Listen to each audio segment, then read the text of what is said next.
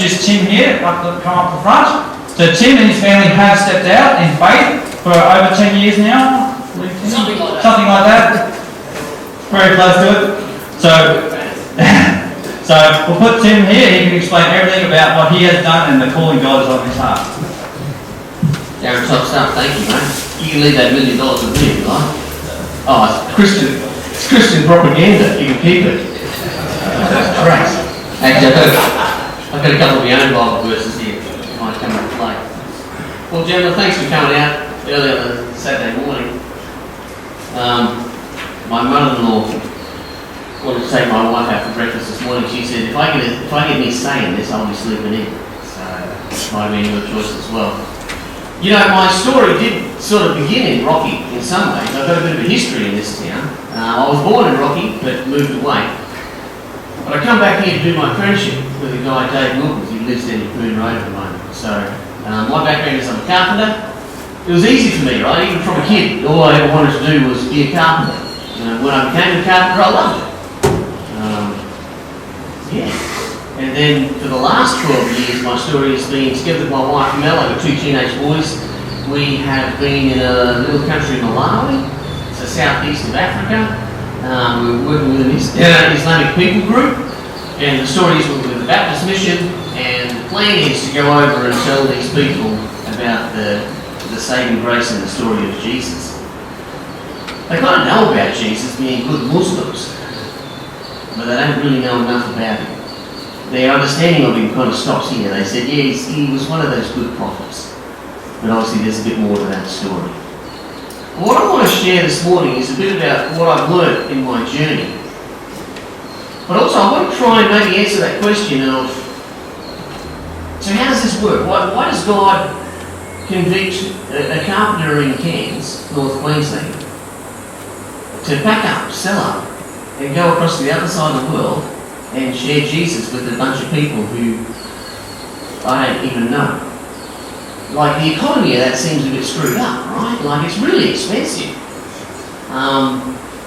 It's really slow. And maybe as a business model, I would like to present to God, there's probably some better options. Like, we've got these countries beside Malawi, like Zambia and Mozambique and even South Africa, where there's Africans there who know Jesus. You could always just kind of convict them, God, and say, hey, why don't you just jump across the border and share with this Islamic people group about Jesus. The Yao are still what we call an unreached people group.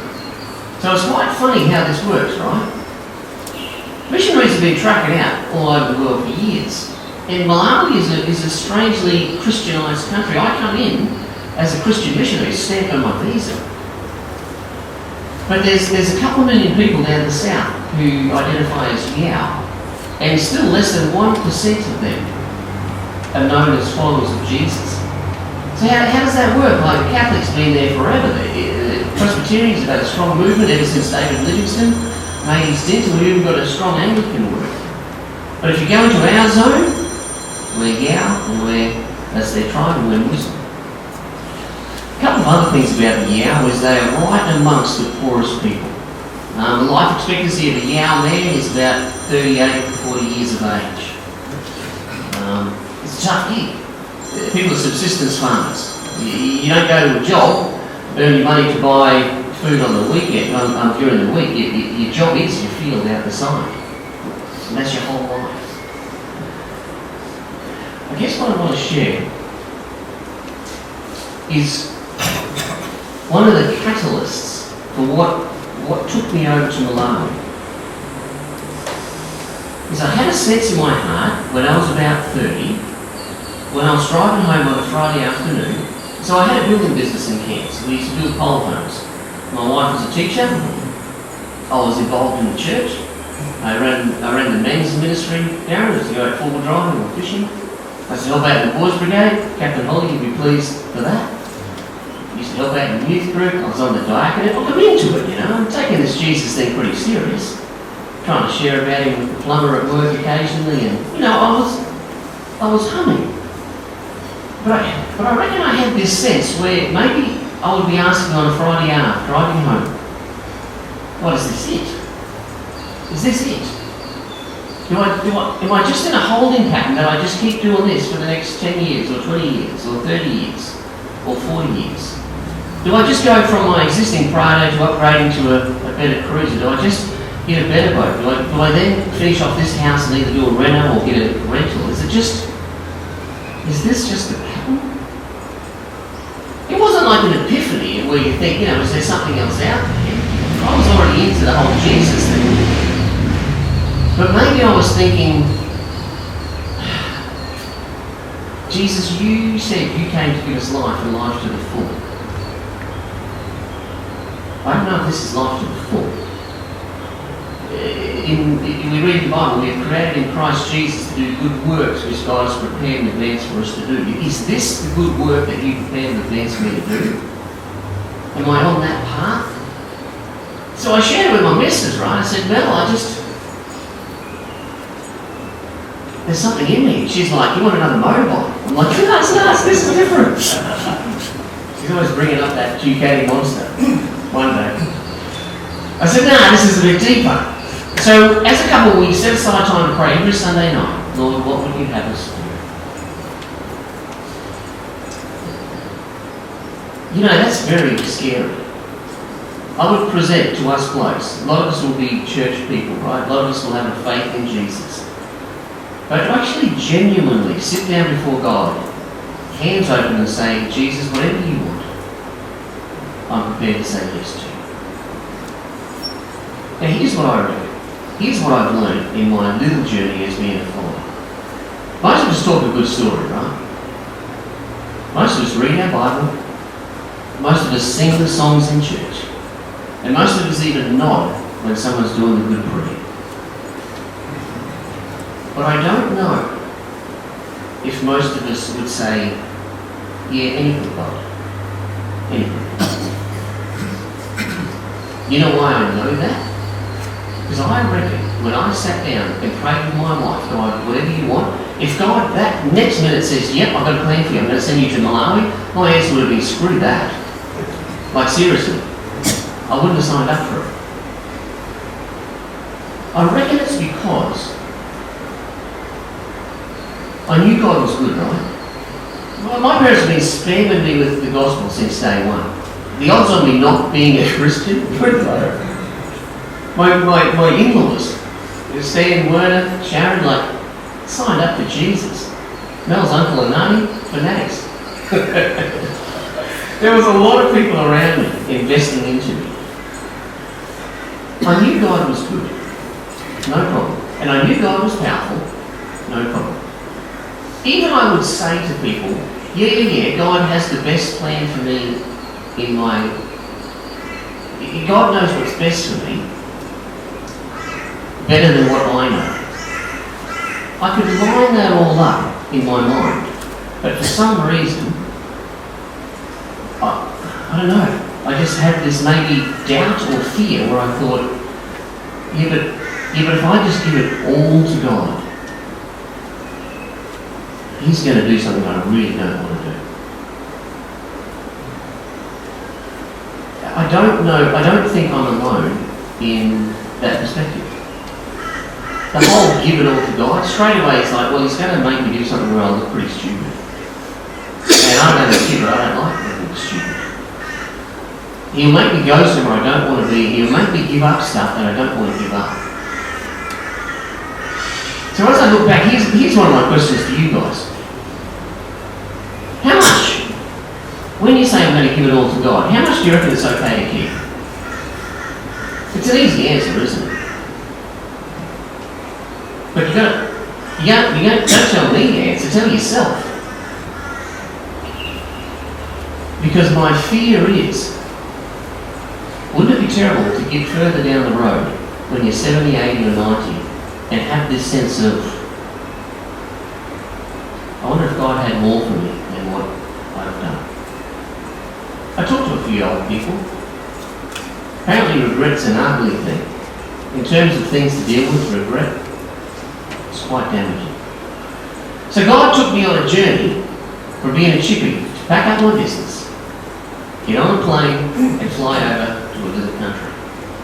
Now the journey of being a missionary it's kind of cool, right, in some sense, because when you start going around and sharing with churches that God's impressed on my heart, that He wants me to live somewhere else, everyone jumps on board. They're all praying for you, people are whacking $50 in your pocket, they're all encouraging you. Normally you're just a normal chippy on the job site. Next thing you know, you're preaching in front of churches, and it's like this incredible ride. Then you get off the plane, and you go, okay, now what? You've got like hundreds of people backing you, right? They're sending you $20 a month. They're praying for you. So you think, in a couple of months they're going to write back a newsletter and share about how many goals I'm kicking for the kingdom. A couple of months go past and you realise, well, I kind of know how to greet people now. I've got that much of my language down pat. But at this trajectory, I reckon I won't be speaking properly until a couple of years. I said something earlier. Remember how none of us like looking stupid? That's been my missionary journey. I'm a white guy in an African village. There's thousands of people who live in our village. Every time I walk down to the market, people look at me and they go, Azungu, Azungu, Azungu, foreigner. And it'll be little kids. Because a foreigner doesn't fit the category of a normal human. So you don't have to treat them with the same level of respect that you treat normal humans. So it means you're fair game. Kids can pick on you. And they will talk about the funny way that you look. They'll talk about your funny hair. They'll talk about the fact that you've got hair on your arms. Young blokes will look at your wife and go, I wonder what she would be like. After a while you get to hear the language and you think, man, I'm going to go and punch that kid in the face. I don't know whoever's come to Jesus by having the white missionary punch them in the face. Now, my wife's written this book, right? I'm going to write a book, When Missionaries Get It Wrong. It's going to be a bestseller. I'm telling you. So much stuff. I just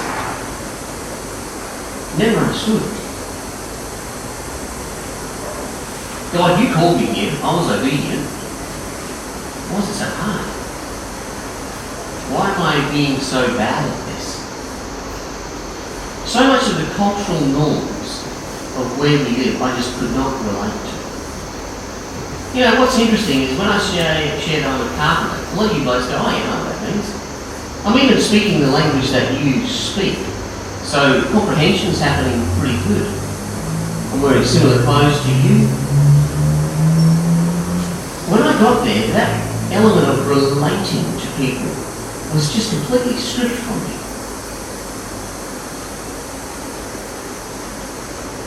About a year and I bought my son's pet crocodile, right? Why not? We're in Malawi. You don't get pet crocodiles at the pet store down here. I knew a guy he had a fishing net, he pulls it in.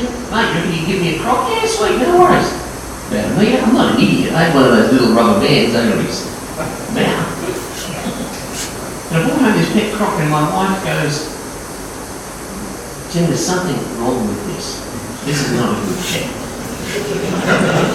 I'm like, baby, where's your trust? We've been together for a few years, Rabbits are working out alright, the goat's pretty good, the sheep are working. And she said, no. She actually went inside and she was just praying. She said, Lord, there's something wrong with this pet. It's a spiritual thing. Can you just convict my husband to get rid of it? So I remember we came in and the boys were like, Mom, you won't believe it. Dad's a hero. He finally got us, And I remember Mel's not a crier, but a tear came down and she walked away and the boys were like, oh, geez, Dad, something's going on here. So I went over and Mel said, this is not right. I went out and we have a few guards where we live, right? We have guards and gardeners. And one of my old guard mates said, Baba Jim, this is not a good pet. There's a lot of spiritual connotation with a pet like this. It's not right. If you want to be a witch doctor and have a pet crocodile, that's sweet. But if you want to be someone who teaches God's word, this is a mismatch. So I got my machete I said, boys, I'm sorry, this is not the right thing. And, yeah, okay. I chopped its head off, and I went out and I threw it in the incinerator, and we torched it. My guy actually came to me, and he says, did you kill it? And I said, yeah, he goes, oh, okay. The next morning, when I went out of my compound, there was a group of 6 or 7 delegates who were leaders in our village. And they said, we need to talk to Baba Tim. I said, yeah, okay. They said, Baba Tim, we've just come to give you a report. You know, there was a teenage boy who was killed by a crocodile in the river just early this morning. And I said, oh. And then one of them said, you know, if you kill one of theirs, they kill one of ours.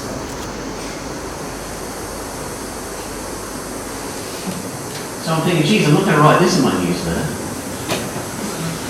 So is that coincidence? Or is it legit? At the time I thought it was coincidence, right? I probably have 30 or 40 of those coincidence stories at the moment. I don't even know if I call them coincidences at the moment. But what it did bring to light for me is how do I relate to these people? Like, how do I speak into that space? How do I speak into that space about something as real as life and death? Because I'm so different over there.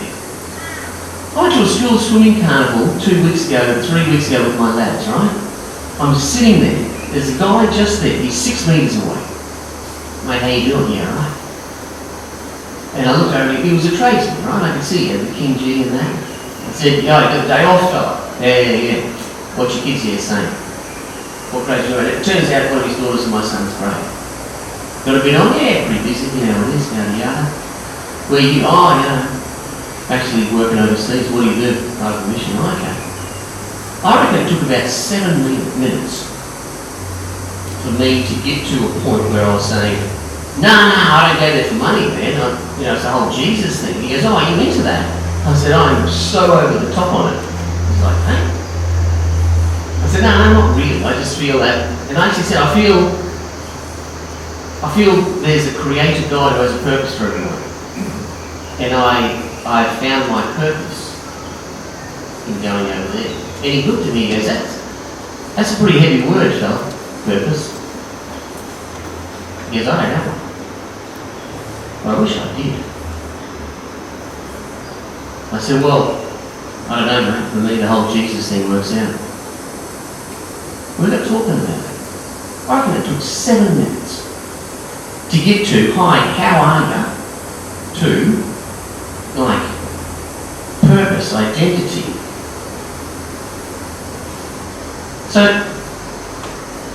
I'm thinking, God, why do you pick a chippy from Cairns and send him to another country? It's so easy for me to talk to people here. It was back then. So why send me over there? The whole crocodile thing, I completely missed it. Most of my mates have several wives. I don't understand that. I don't know what it's like to live week on, week off. They do a roster. 1 week with this lady, this week, this week. Like, think about it for a second. It just boggles your mind.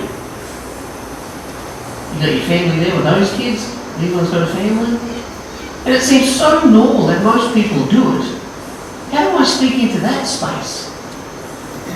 Even when I shake people's hands, old women will laugh and they go, Majo, put in the oven, come on, not cheat. It's like, this man has hands as soft as a tiny baby.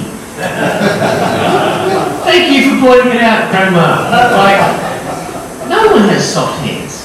Everyone works in the farm. We had some visitors once and we went out to look at someone's farm and it was a massive field. And they said, man, you do all this by hand. And the guy goes, so I translated. And he goes, what, do they think we're stupid? We don't use our hands, we use a hoe. Just missing it, right? Just missing it. We're poor, we're not stupid. How do you relate? On the wife thing, right? right, since we're there. My mate comes to me, he goes, Bubba, I'm having problems with my wife. My first wife. So what's the story? He goes, well, you know what it's like when you first get married or you first get together, you don't mind doing it all the time. He goes, we've been married for 5 or 6 years now. She still wants me every night. I'm like, what? He goes, yeah, I know, it's killing me. So I'm thinking, so the biggest problem in your life is that your wife, and he's like, if you're going to make fun of me, I wouldn't have asked you. You know, I should have never sold that story at Mrs. Daly's craft morning. Right idea, come on. You're killing me. Of course I did. Where do you relate? Where do you relate? My wife went into town one time and she had the 2 boys. And she was there for a week for some medical thing when I was in Malawi. There's a city 3 hours away. And one of her good friends came and says, "Oh, I know that your wife is away, so because she's my friend, I want to help you. Can I do some cooking?" And I'm like, no. I told my guards, don't let any girls in the compound. I don't want any scandals starting. I said, no, Mummy, I don't want you to cook. She goes, can I wash? Men don't know how to wash. No. Can I clean your house? No. Oh, can I sleep with you? No, you can't do that either. Isn't it funny, like, in terms of relating to another culture, even within that story, most of us here would be together and putting 3 of those things in one category, cooking, cleaning and washing, and one's in a very separate category. She just wanted to help out her friend. I told Bella, and she goes, I'm helping. So, okay, let's go back to the whole missionary thing. So people are supporting you, giving you cash, praying for you, putting you up in the missionary of the month, and you're over there thinking, I don't know how to connect with culture. My language, you know when other people from another culture, different people from another culture come and live here and they learn English. Jeff will know this, he used to do English conversation. Sometimes they can be like really smart people, right? But their language is like a kid, so within seconds you start treating them like a kid. Would you like a cup of coffee? Me coffee light, yes. Okay, they got their words out, you understand what they're saying, but in time you're like, you happy with Rockhampton? And you treat them like they're stupid. So that's everyone's talking to me. They don't talk with you, they talk at you. And then all of a sudden they start dumbing their language down. And you're just sitting there going, oh man, how are we going to make that connection? I was okay at being a carpenter. I was okay at running the men's. I was okay at being the youth leader. I was okay at being the voice brigade leader. But I was rubbish at being a missionary. And I got to a point where I remember just thinking, Lord, you called me here, right? I was obedient. So you're going to have to kick into gear. It's like, I've done my part of the deal. I need you to do your part. Since I've been a bit more into reading my Bible, and I read actually some of the prophets, they hit God up like this. What do they do?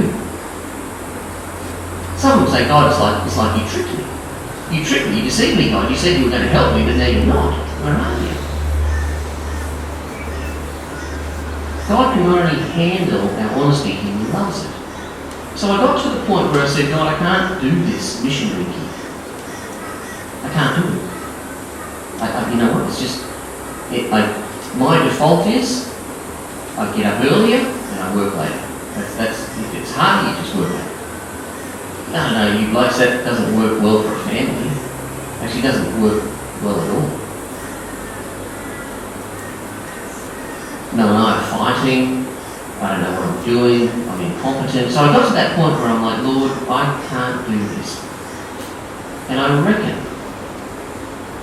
by God's grace and His strategy, that's where He took me. Because then he says, sweet, now I can use it.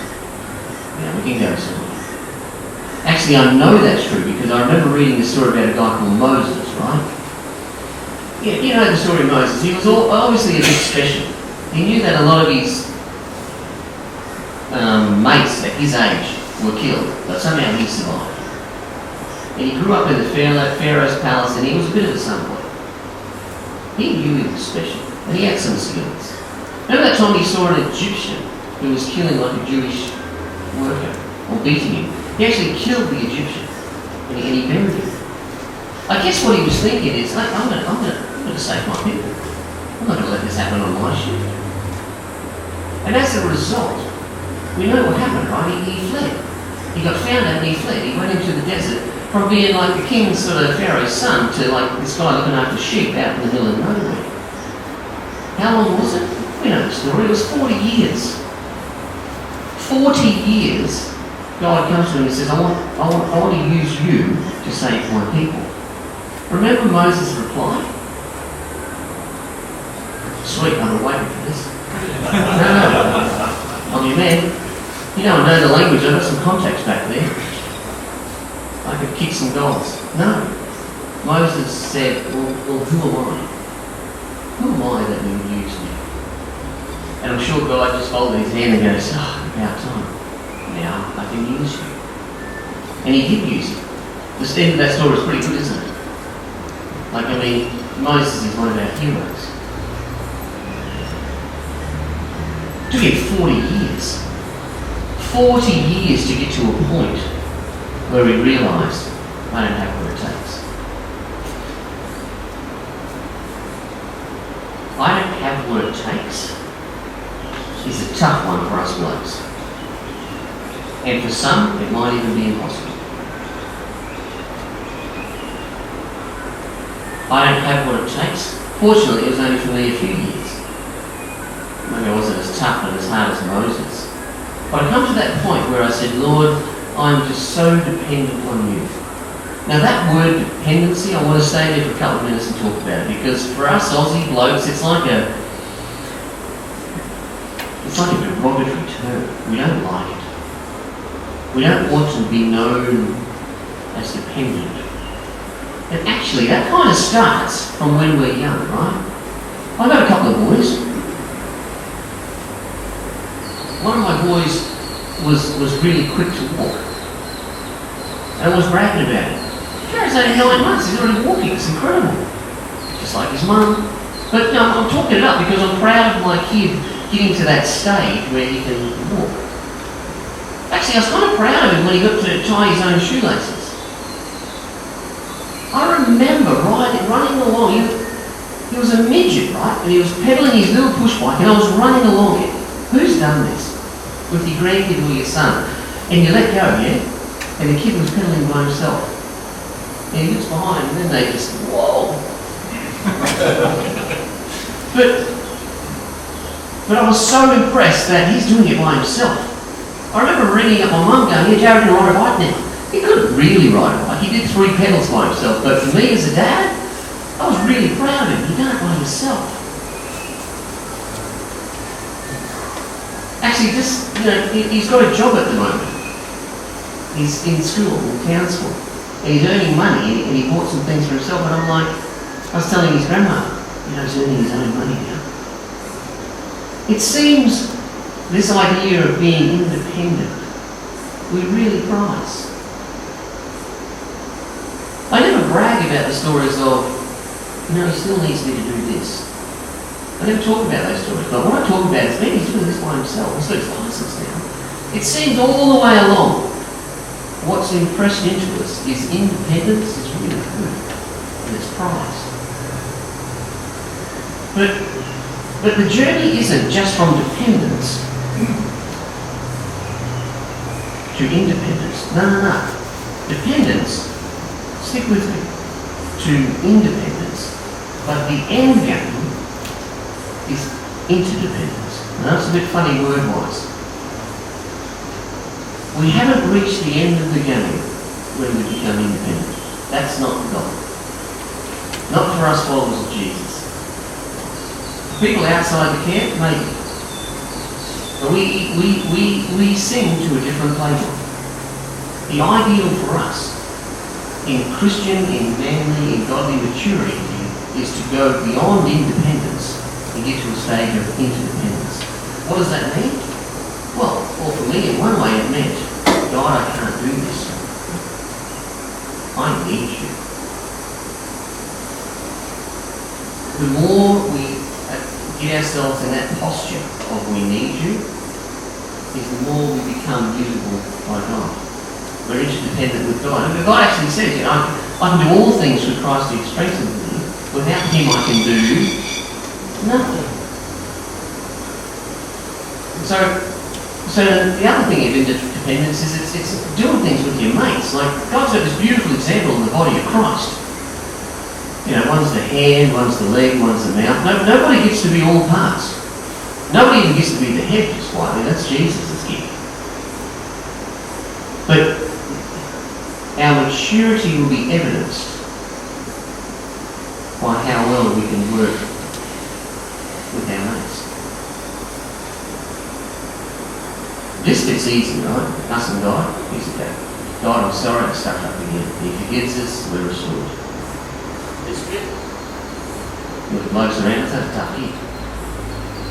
This guy's puts us with some dead set galahs, man. That's how it's going to work. There's people in our work, there's people in our family, there's people in our church. But that journey of maturity doesn't just go to independence, it goes all the way to interdependence. So I come to that point in Malawi where I realise, God, I need more of you to help me do this.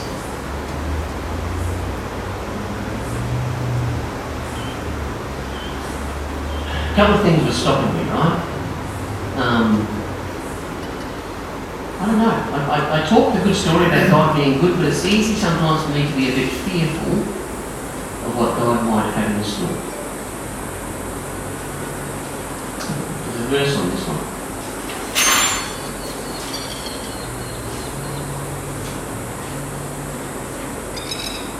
Maybe I fear that God's going to take me through a journey where there's pain, where there's suffering, where there's looking stupid. And maybe I fear that. Well, gentlemen, here's the bottom line. You don't have to go to Malawi to look stupid, to have pain, to experience fear, or to suffer. Actually, you can do that right here in Rocky. You have to work very hard to try and create a world where you think you're in control, but it just doesn't work, does it? It just doesn't work. You don't have to go and be a missionary in another country to feel out of death. Because life has this funny knack of just throwing things at you that just keep reminding you haven't got what it takes and you're not in control. I reckon Maury said he got up this morning at 5 o'clock to pray today. I bet you he never thought that was coming. I bet you never thought he was going to fall down and break his head. He's probably worried now that he looks stupid in front of his mates. None of us think that of him, do we? Isn't that interesting?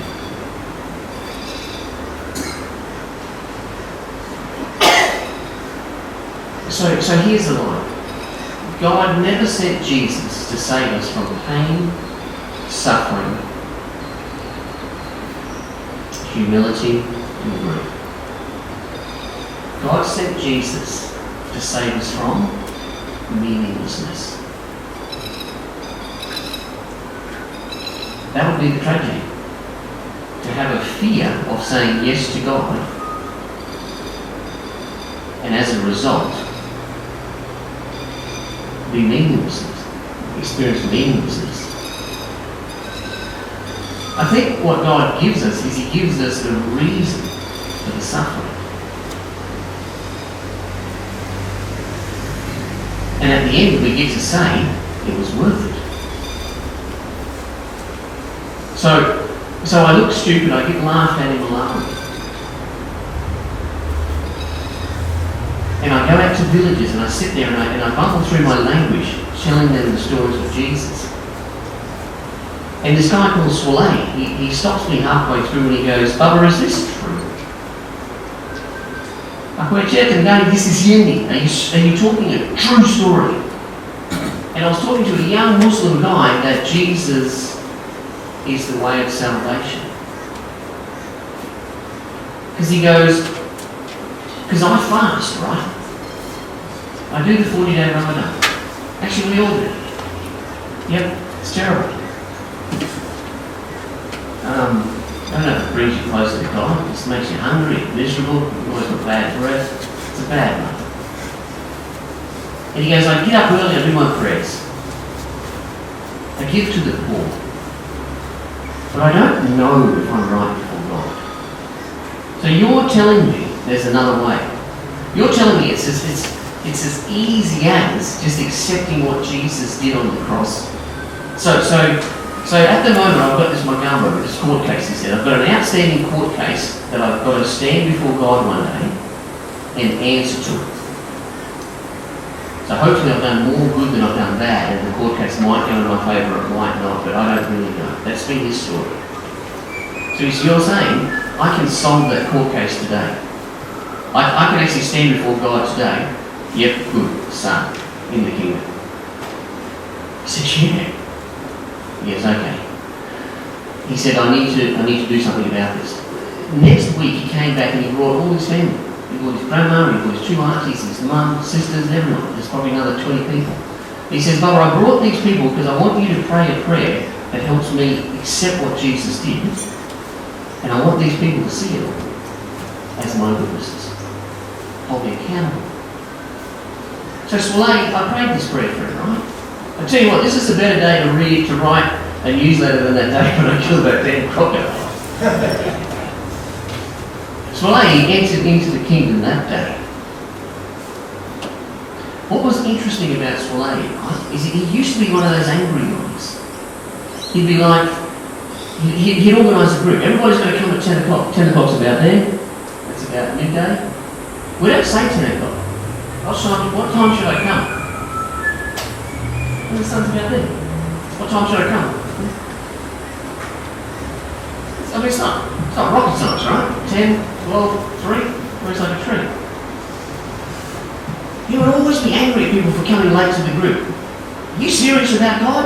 You always come half an hour late. You can do your washing anytime. You know what? You're staying home because you're sick kid? Your kid is sick? I'll tell you why your kid's sick. Because you're not coming to church on time. Like, he's one of those angry guys.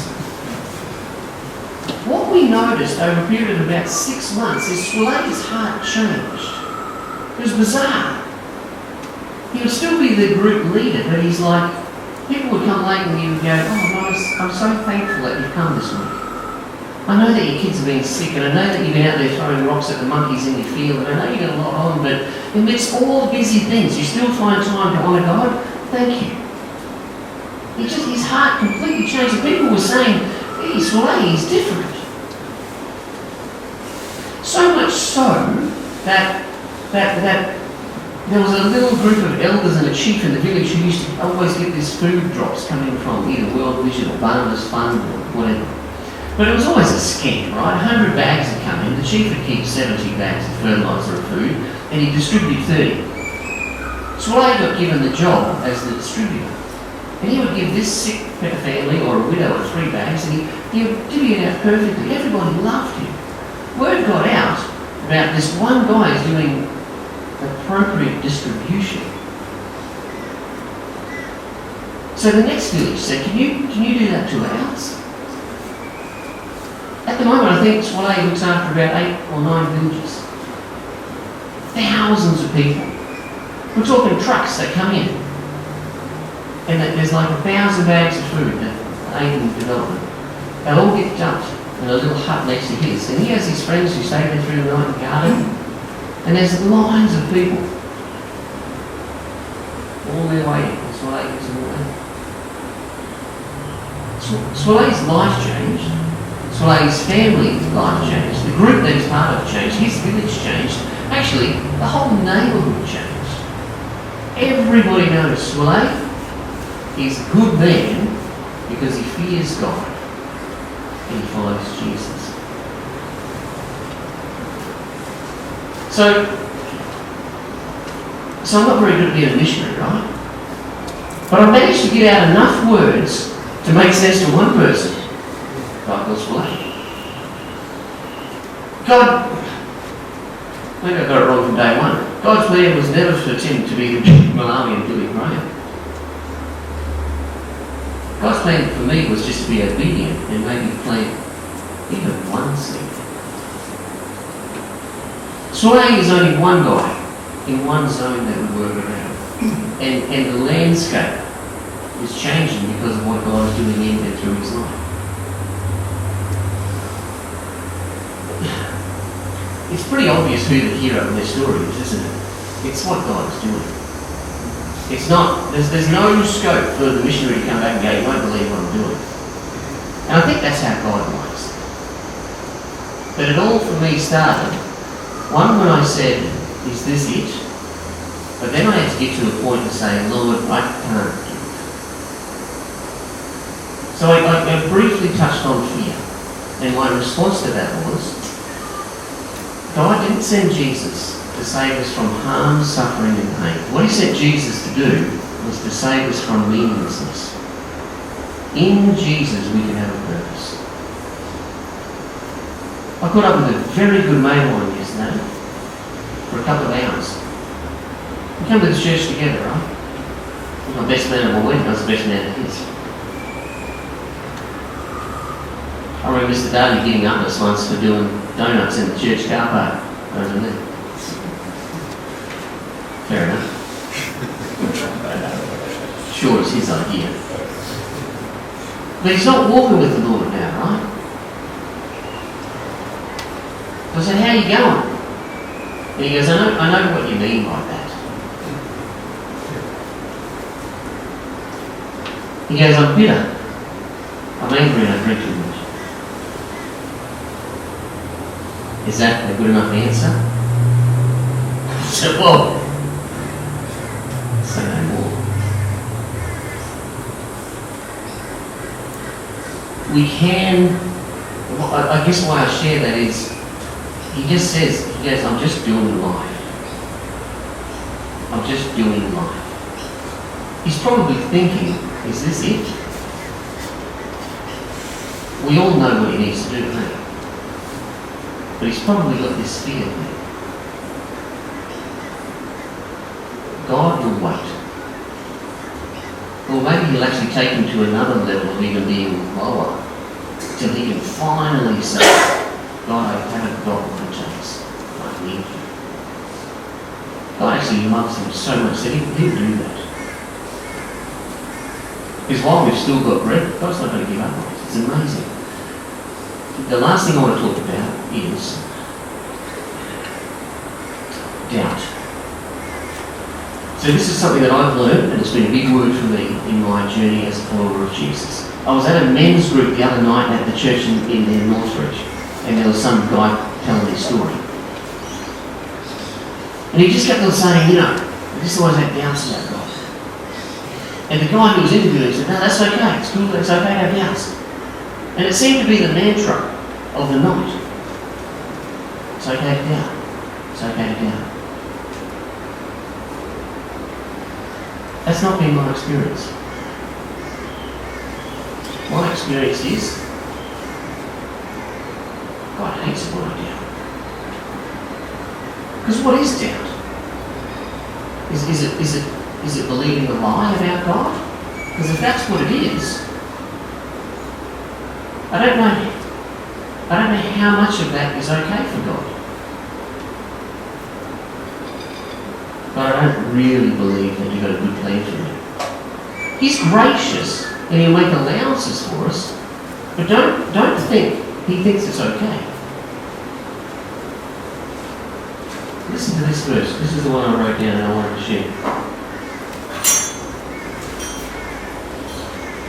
It comes from James. But when you ask for something, you must have faith and not doubt. Anyone who doubts is like an ocean wave tossed around in a storm. If you are that kind of person, you can't make up your mind. You surely can't be trusted. So don't expect the Lord to give you anything at all. It's pretty strong, isn't it? He's saying straight up, if you're someone who doubts, don't expect the Lord to give you anything at all. So how does that work without theology? Actually, there's this time in Matthew where Jesus goes back to his hometown. And they doubted him, remember? Because it's the carpenter's son. I've got one of them, he's a good lad. Isn't he the sister of... And then it says, and he could not do many miracles because of their lack of belief. In Mark, it goes one step forward further. He could not do anything because of their unbelief. We seem to see a pattern here, that doubt. No, it's not okay to doubt. What about that time when Jesus is crossing the sea and the wind blows up and he's asleep at the front? So this is a good story, right? His disciples are there and they realise that they're in trouble, so they turn to Jesus in their time of need. Sounds right. You know, turn to Jesus in your time of need. Jesus goes nuts, he snaps them. He rebukes them and says, you of little faith. Jesus doesn't like doubt. I think what we sometimes do is we go, Lord, this is how it is. You show me you're good, and I'll trust you. And you show me you're good, and I'll trust you again. You show me you're good, and I'll trust you. I think that's completely reversed. Because God's told us He's good. He's made that very clear. He said it the same. He said it 1,000 different ways, but it's the same message in His Bible. And His track record is outstanding. You can gamble on God's goodness. You say, Lord, I don't understand, but I'm going to just assume and trust that You're true to Your word. Lord, show me you're good, then I'll trust you. No. I will trust you, and you will see God's goodness. And that is living in dependence, isn't it? It's recognising, Lord, I'm just hoping you're true to your word. And actually, when you think of God's word, yeah, it's kind of powerful, it's true, it's strong. It's actually the weapon of choice, or the tool of choice God used to actually create the world. Let there be light. He spoke words. Actually, Jesus is the word, so you can trust God's words.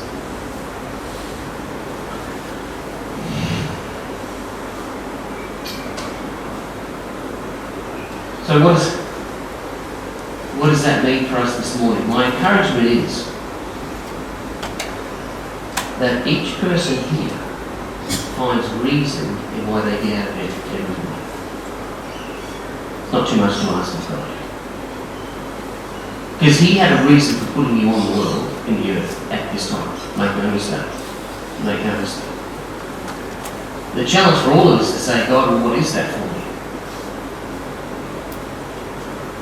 And you will have a life that is rich. High highs and low lows. Will it be safe? No. No. That was never the plan. Will it be worth it? Yeah. Here's something else. We can teach our kids and our grandkids whatever we like. We can teach them whatever we believe. You will only reproduce what you want.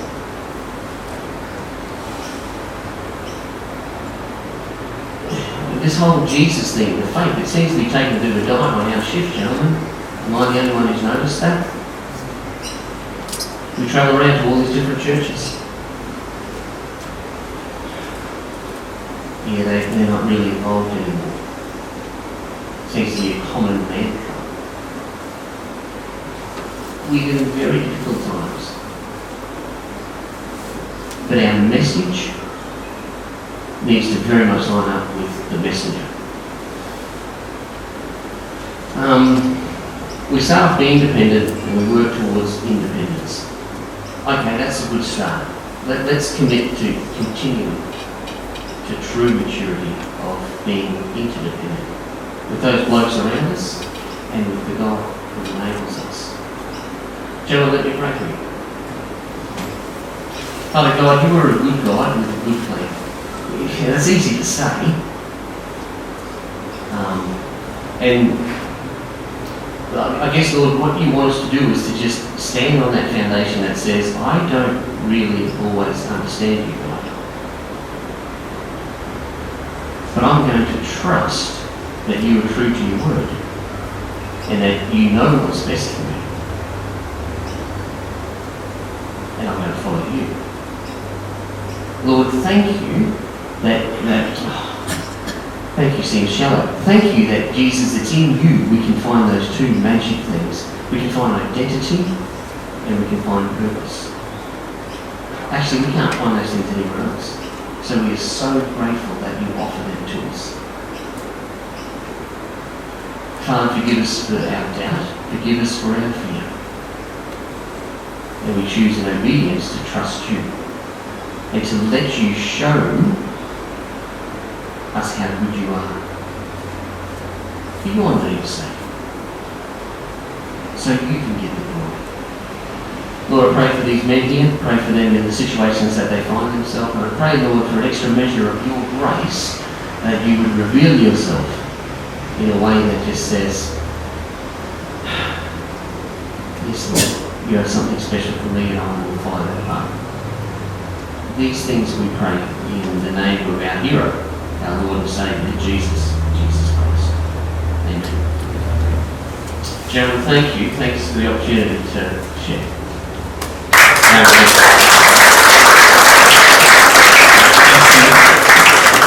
There's a bit to digest there. Breakfast and Tim's message. That'd be an Alan joke.